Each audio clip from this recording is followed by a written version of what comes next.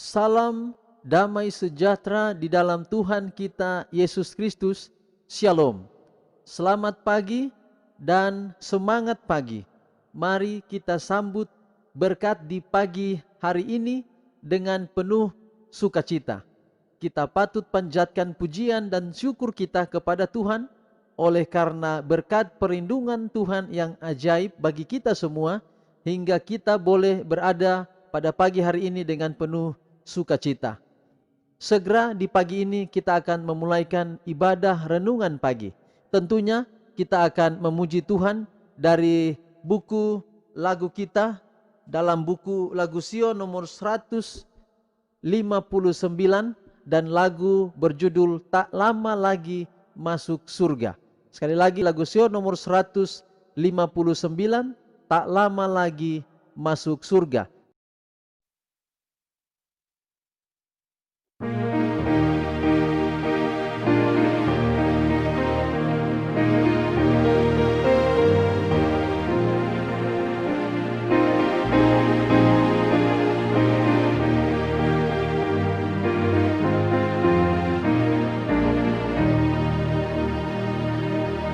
Nyanyilah lagu yang hiburkan di jalan, tak lama lagi masuk surga. Malam pun lalu dalam terang kemuliaan, tak lama lagi masuk surga. Tak lama lagi kita tiba di sana. Kita berkumpul bila topan telah lalu, tak lama lagi masuk surga. Mari selesaikan kerja yang Tuhan beri, tak lama lagi masuk surga. Rahmat Allah beri kekuatan tiap hari, tak lama lagi masuk surga. Tak lama lagi kita tiba di sana. Kita berkumpul bila topan telah lalu, tak lama lagi masuk surga. Mari kita tunduk kepala dan kita berdoa. Bapa di sorga, terima kasih untuk perlindungan Tuhan yang ajaib di dalam kehidupan kami.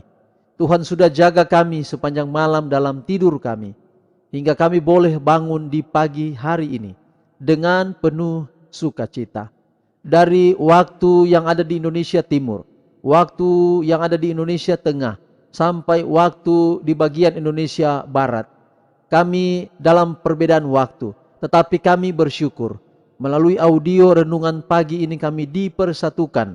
Walau dalam perbedaan waktu, tapi kami boleh diajak di pagi ini untuk bersyukur kepada Tuhan atas berkat-berkat Allah yang ajaib dalam hidup kami.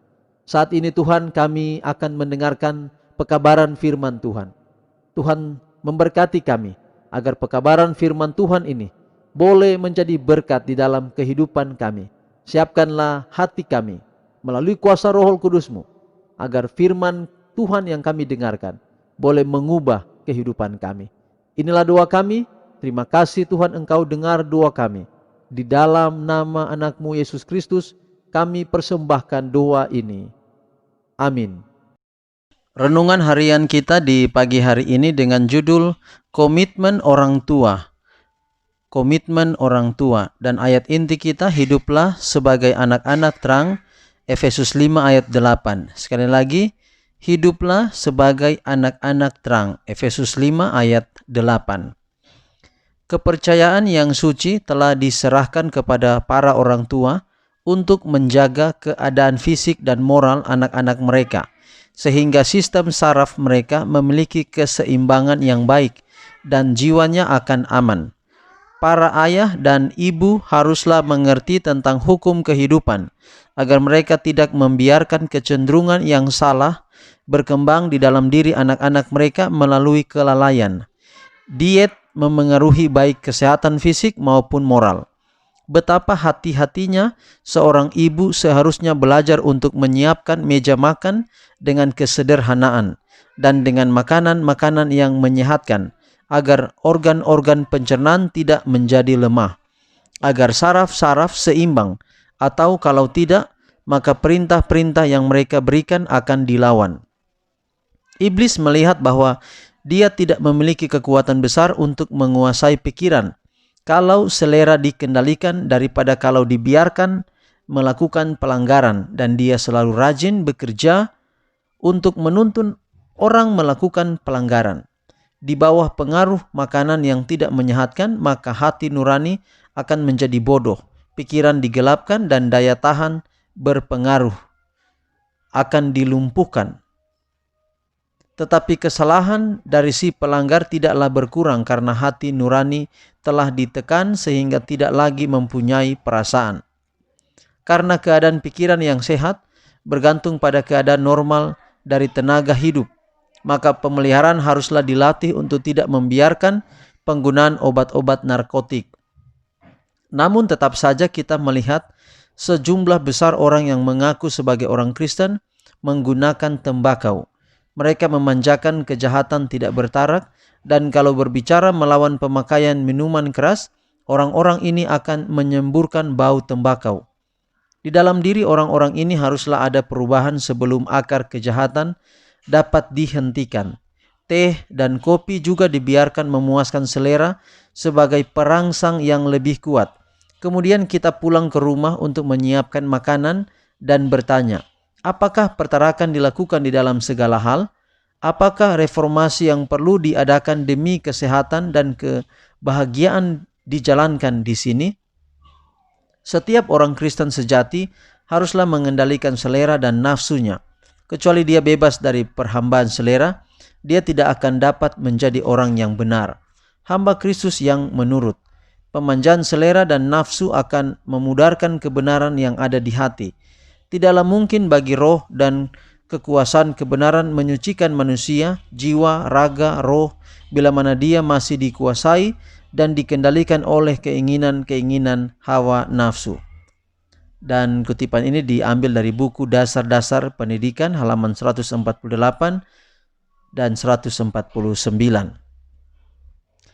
Jadi saudara-saudara, di sini perlu merupakan komitmen orang tua untuk mengajarkan kepada anak-anak kita, lebih khususnya kebergantungan kepada narkotika dan obat-obat terlarang atau narkoba. Maka orang tua harus hidup lebih dahulu di dalam terang. Mungkin orang tua dia menginginkan anak-anaknya, lebih khusus bapak menginginkan anak laki-laki mereka untuk tidak merokok, tapi di saat keinginan yang sama dia merokok, maka tidak heran pada waktu anaknya besar nanti anaknya akan merokok sama seperti dia. Nah, ini yang di dalam kutipan tadi, penggunaan tembakau. Dan bagi orang-orang tua yang rindu agar anak-anaknya sehat tetapi tidak menjaga kesehatan, maka biarlah pada renungan harian kita pada pagi hari ini mari kita buat komitmen yang baru. Karena ini penting sekali, komitmen sebagai orang tua. Ada juga orang yang kerja larut malam, harus dia jaga malam, dia meminum kopi pahit agar dapat membantu dia untuk berjaga sepanjang malam. Nah, ini sudah merusak kesehatan. Saya sudah pernah bilang di renungan kita beberapa waktu yang lalu, ada orang yang tidak minum teh, kopi, tetapi dia juga nonton bola, tinju mungkin, atau siaran tayangan yang bagus sampai larut malam. Itu juga adalah hal yang salah. Dia tidak merusak tubuh dengan narkotika, dengan tembakau, dengan teh dan kopi, tetapi dia merusak tubuh dengan pola tidur yang kurang baik. Maka itu juga pelanggaran terhadap hukum kesehatan. Jadi kalau memang betul kita total menggunakan tubuh kita ini untuk kemuliaan bagi nama Tuhan, maka tidak hanya satu bagian.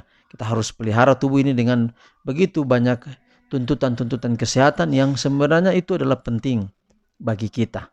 Baik, sekali lagi hari ini renungan kita adalah biarlah orang tua yang lebih dahulu mencontohkan. Kalau anak-anak kita tidak mau merokok, tidak mau menggunakan tembakau, maka kita yang orang tua yang harus terlebih dahulu tidak mengkonsumsi hal tersebut. Saya juga mengajak kita semua, saya pernah mencoba belajar merokok, tapi saya tidak dapat nikmatnya merokok itu. Maka saya mengambil keputusan, saya tidak akan pernah rugi. Untuk apa saya merokok? Tidak ada gunanya, tidak ada fungsinya untuk saya. Malah tidak hanya sekedar merusak kesehatan, tapi juga menghabiskan uang dengan barang-barang yang tidak berguna. Itulah sebabnya ajakan saya dalam mari jaga kesehatan dengan menjauhkan rokok, teh, kopi, kemudian obat-obat terlarang, dan bahkan ada obat-obat yang sudah menjadi sering kita konsumsi, itu juga merusak kesehatan kita. Mari kita jaga kesehatan kita, bukan untuk diri kita sendiri saja, tetapi orang lain di sekitar kita, dan terutama untuk menjadi kemuliaan, kehormatan bagi nama Tuhan. Baik, saat ini saya akan berdoa karena ada 2 keluarga yang ingin saya doakan, dan kalau sesudah itu boleh saudara sambung. Kalau saudara mau berdoa, saudara boleh sambung, doakan keperluan kebutuhan keluarga pribadi masing-masing. Setelah saya berdoa, saudara dapat sambung dengan doa saudara. Jadi renungan kita sampai saat ini, sampai di sini. Sampai jumpa pada renungan kita besok. Mari kita berdoa, dan sesudah itu saudara boleh sambung doa saudara di kelompok atau di keluarga masing-masing. Kita berdoa. Bapa di sorga, terima kasih untuk renungan hari ini yang begitu indah. Biarlah kiranya dapat menjadi berkat dalam kehidupan kami.